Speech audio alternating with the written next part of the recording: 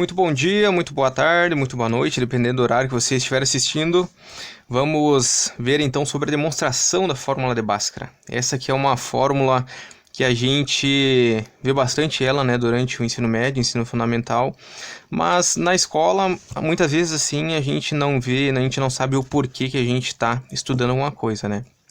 A não ser que você siga num nível universitário de engenharia de matemática, então você vai ver deduções das fórmulas que estará utilizando, né? E muitas vezes isso é desmotivante, né? Porque a gente utiliza uma coisa e daí aquela máxima clássica, né? Para que eu vou utilizar isso aqui, né? Por que é dessa maneira? Por que não é de outra maneira, né? Então aqui eu vou tentar trazer um pouco de razão e de lógica no porquê que a gente utilizava a fórmula tal qual ela é, ela é, ela é aplicada, né? Na matemática, a gente tem duas vertentes, basicamente. Nós temos a matemática pura, nós temos a matemática aplicada. A matemática pura, então, ela se preocupa com a beleza da matemática, com o quanto a fórmula é bonita, o quanto a fórmula é simples. Nem sempre algo que é complexo, e esse complexo eu não quero me referir a ser difícil, mas sim algo que tem várias partes, ele é alguma coisa bonita, né? Muitas vezes uma fórmula igual a E igual a EMC ao quadrado já é o suficiente para ganhar aí altos prêmios, né? Que foi no caso de Einstein. Bom, a gente, quando fala de matemática aplicada, nós estamos falando então de uma matemática voltada mais para uma engenharia, por exemplo, uma estatística. Você vai entender como é que uma população, por exemplo, de algum certo animal ele cresce, né? Então você vai modelar essa população, você retira os dados, você modela matematicamente, você compreende quais são as nuances desse desenvolvimento dessa espécie, certo? Então são só alguns exemplos aí. Uma coisa bem interessante, que como a gente está lidando com fórmula, nós estamos falando de álgebra. E a álgebra, não sei se vocês sabiam, ela foi criada por um árabe, né? Então, o nome do trabalho desse árabe, eu não vou saber falar aqui, né? Porque é complicado. Mas o nome do trabalho desse árabe, então, deu a derivação latina da palavra álgebra, certo? Então, só um contexto histórico aí que eu acho bacana da gente falar. Bom, então vamos propriamente dito então para a parte da demonstração. A nossa fórmula de Bhaskara, então, ela serve para encontrar as raízes da nossa equação do segundo grau. A equação do segundo grau, em sua forma literal, ela é dada pela seguinte maneira: ax ao quadrado mais bx mais c igual a zero. Quando a gente fala de equação, nós estamos falando de balança. É justamente essa a representação, beleza? Então nós temos de um lado uma balancinha, nós temos do outro lado a outra balancinha. É como aquela balança do direito, sabe? Da justiça. Não pode nem pesar de um lado e não pode pesar no outro. Tem que ser o peso correto que vai equilibrar os dois lados, certo? Então o que isso aqui está querendo dizer? Esse sinal de igual, ele está indicando que tudo o que está desse lado é igual a zero. Se você analisar, A, B e C são constantes, ou seja, são coisas que a gente não consegue mudar. A única variável aqui é x, portanto, ela vai determinar... esse x vai ser o que vai determinar essa equação aqui para ela ser zero, né? Então a gente tem que encontrar o valor de x. Como é que a gente encontra um valor de x de uma equação? Como é que a gente encontra as raízes dela? A gente encontra isolando esse termo aqui. Vamos começar então isolando o termo c. Como é que a gente vai fazer isso aqui? Ax ao quadrado mais bx mais c menos c é igual a menos c. Agler, por que você fez essa parte que você colocou mais c menos c? Se lembre o que eu falei sobre o peso da equação? Tudo que você fizer num lado da equação, você tem que fazer no outro, obrigatoriamente.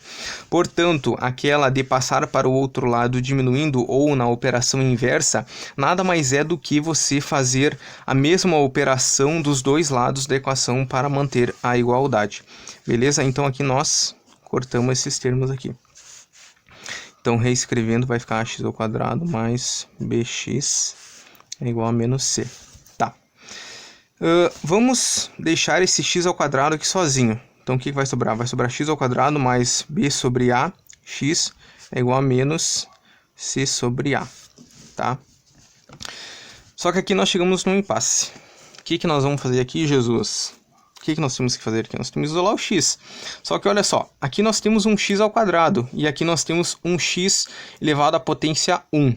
Portanto, nós não temos como colocar em evidência esse x aqui. Vai ficar sempre um perdido aqui no meio, tá? Então, aí chega o ponto que nós temos que nos utilizar de um artefato, tá? E para isso nós vamos relembrar uma parte aqui, ó. X mais y ao quadrado, isso aqui é igual ao quê?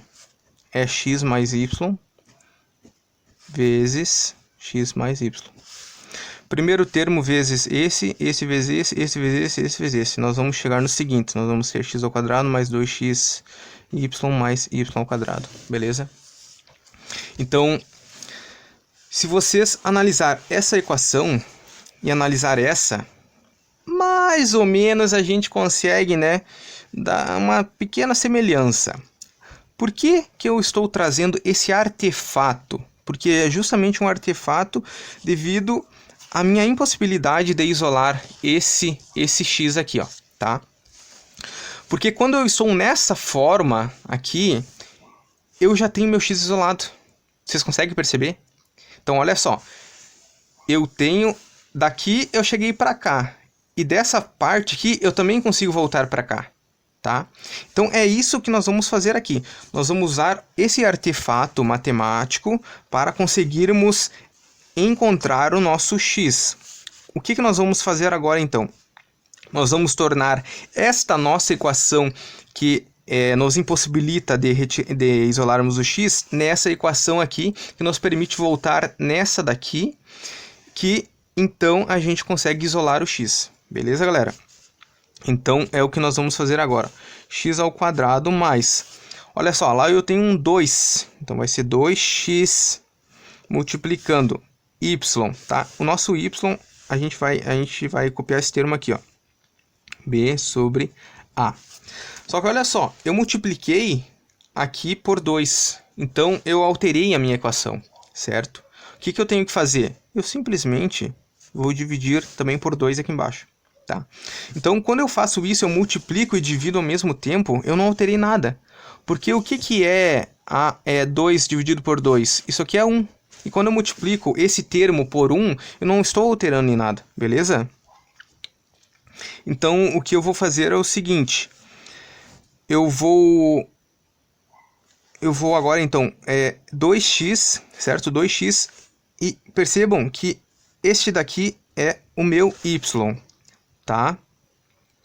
Então, eu tenho que fazer a seguinte correção a partir de agora. Eu tenho que tornar essa minha equação igual a essa. Só que olha só, eu tenho mais um termo lá. Então, mais. Vocês conseguiram perceber que esse termo aqui é o y? Então, é o y. Tá? Então, esse termo aqui ao quadrado, ele vai ficar o seguinte. Vai ficar, então, b sobre 2a ao quadrado. Isso aqui é igual a menos c sobre a. Ah, mas Agler, você disse que tudo que você fizer de um lado, você tem que fazer do outro. Positivo, é isso aí, meu camarada, minha amiga. Você vai adicionar também desse lado da equação este termo aqui, ó. Então, vai ser b sobre 2a elevado ao quadrado aqui também. Beleza? Percebam o que nós fizemos. Nós não alteramos o valor da nossa equação, certo? Se você rearranjar esses termos, você volta exatamente nessa daqui, ó. Nessa primitiva aqui, ó. Entendeu? Então, o que que eu quero fazer? Esse calhamaço aqui, esse negócio complicado, ele vai se tornar este daqui, ó. Então, nós vamos rearranjar, tá? Nós vamos ter x mais y. O que que é o nosso y? B sobre 2a. B sobre 2a. Beleza? Então, ao quadrado. Isso aqui vai ser igual a menos c sobre a mais b sobre 2a ao quadrado. Tá? Eu vou comentar agora sobre umas propriedades matemáticas para a gente se lembrar. Quando eu tenho... Deixa eu trazer aqui, ó. Quando eu tenho raiz de x ao quadrado, isso aqui é a mesma coisa que eu fazer do x ao quadrado elevado na 1/2, tá? Esse 1/2, quando eu transformo ele de potência para radiciação, ele se transforma quando eu passo ele de potência para radiciação, ele se transforma na raiz quadrada, tá? Quando eu tenho duas potências, uma em cima da outra, desse jeito que está aqui, o que que eu vou fazer? Eu vou multiplicar elas. Então, eu vou ter x na 2 sobre 2. Só multiplico, tá? E isto nada mais é do que x elevado na 1, certo? Então, isso aqui vai ser o próprio x, beleza? Outra propriedade que nós vamos utilizar aqui vai ser x sobre y dentro de uma raiz.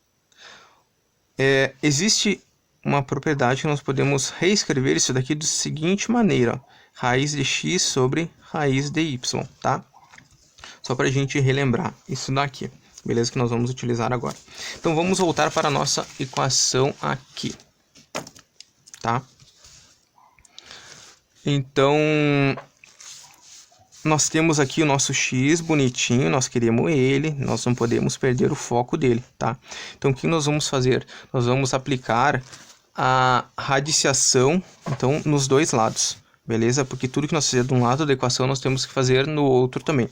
Então, nós vamos fazer o seguinte, nós vamos fazer x mais b sobre 2a elevado ao quadrado, raiz nele, é igual a menos c sobre a. Mas isso daqui elevado ao quadrado vai ficar o seguinte, b sobre 4 ao quadrado. Raiz aqui também, beleza? Agora, olha só. O seguinte. Eu tenho soma de frações, certo? Quando tem soma de frações com bases diferentes, o que que eu preciso fazer? Eu preciso fazer o mínimo múltiplo comum entre eles, tá? Como este fator aqui, ele é múltiplo deste, o que que eu preciso fazer? O MMC vai ser ele próprio aqui, ó, tá? Então, vamos reescrever. Esse aqui vai cancelar com esse, né? Devido àquela propriedade que nós vimos aqui em cima, aqui, essa de cima aqui, tá? Então, nós vamos reescrever da seguinte maneira aqui, ó, tá? Isso aqui vai ser... Não sei se a minha lâmpada não tá um pouco atrapalhando aqui, às vezes fica meio umas ondulação aqui. Mas é isso aí, vamos fazer o com que nós temos, tá? Então, vai ficar x, ó, cortamos lá, né? Cortamos, então, vai ficar x mais b sobre 2a, tá? Isso aqui é igual ao quê? Vamos fazer o MMC, você lembra que deu 4 ao quadrado, tá? Então, 4 ao quadrado dividido por 4 ao quadrado, nós vamos obter 1 vezes b ao quadrado, menos, porque agora nós vamos inverter esse termo aqui para cá, tá? 4 ao quadrado sobre a, nós vamos ter 4a. 4a vezes c, nós vamos ter 4ac, tá? Este termo aqui, b ao quadrado menos 4ac, galera, é o delta da nossa equação de Bhaskara, nossa fórmula de Bhaskara, beleza? Só que isso aqui tudo ainda está dentro da nossa raiz, tá? Vamos passar então para uma outra folha aqui. Vamos copiar o que nós tinha aqui, ó. Nós tinha x mais b sobre 2a é igual a raiz de b ao quadrado menos 4ac sobre 4 ao quadrado. Você lembra daquela propriedade que eu comentei aqui? Que quando é uma raiz de uma fração, nós podemos fazer raiz do numerador e raiz do denominador. Então, nós vamos fazer isso aqui. Vamos continuar aqui para baixo. Então, vai ser x mais b sobre 2a vai ser igual a raiz então de b ao quadrado menos 4ac sobre raiz dessa parte aqui, galera. Raiz de 4 é quanto? É 2. Raiz de a ao quadrado, só cancelamos aqui, então vai ficar 2a. Beleza, então olha só o que nos sobrou aqui. Nós temos como isolar o nosso x. Então o nosso x vai ser o quê? Vai ser menos, vai ser x, né? Que vai ser menos b sobre 2a mais ou menos, né? Porque aqui ela pode ter duas raízes. Então, raiz de b ao quadrado menos 4ac, tá? Então, sobre 2a.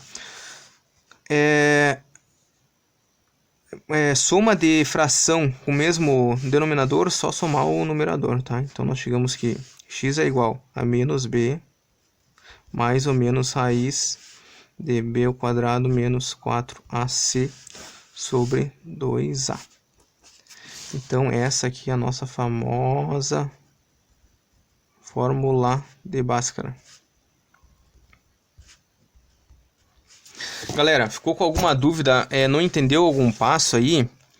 Deixa nos comentários, tá? Comenta aí, me chama, se você está vendo esse vídeo no Instagram, me chama aí no direct, que a gente explica aí bem tranquilo, tá? Então, essa é a fórmula, essa é o que tem por trás daquela famosa fórmula que talvez de muitos aí tenha tirado o sono nas épocas de escola, né? E é isso aí, um forte abraço, tamo junto e vamos pra cima.